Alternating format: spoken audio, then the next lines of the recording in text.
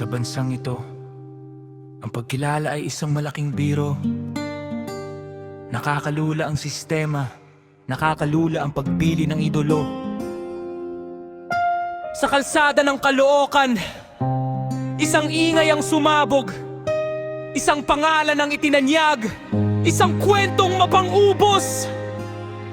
May rebulto si Kian De Los Santos sa gitna ng sementeryo. Naging mukha ng protesta, naging boses ng bawat isyu. Itinayo ang semento, pinatigas ang alaala, dahil naging headline siya sa isang madugong kabanata. Pero nasaan ang para sa SA-44? Yung 44 na mandirigmang sa maisan na patid ang hininga. Sila na may bitbit na bandila, sila na may sinumpaan sa bansa. Bakit si Kian na biktima lang ng pagkakataon? May sariling dambana, pero ang mga kalaking hinarap ang impyerno. Nasaan ang kanilang estatwa? Nakakalula na ang bayaning, ngayon ay kinukulayan ng politika. Kung sino ang mas maingay, siya ang may monumento sa kalsada.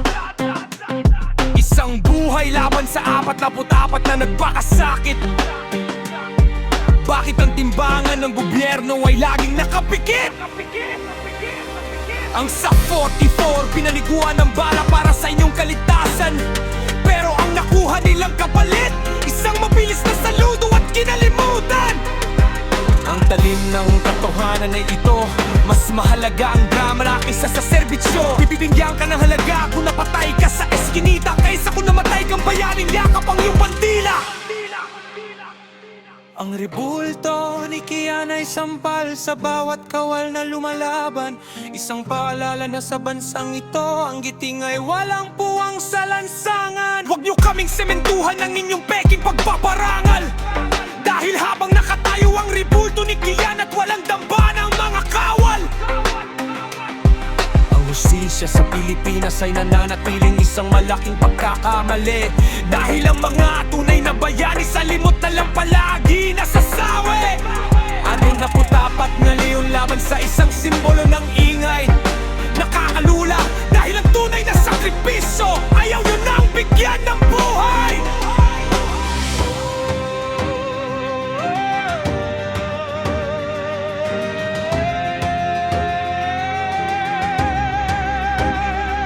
Ako ang boses ng mga nakalimutang bayani, ang narator ng katotohanan, pilit niyong ikinukubli. Ibigay ang dambana sa dapat pag-alay, huwag ang isyu, huwag gawin Diyos ng bayan. Kuya J, drop the mic!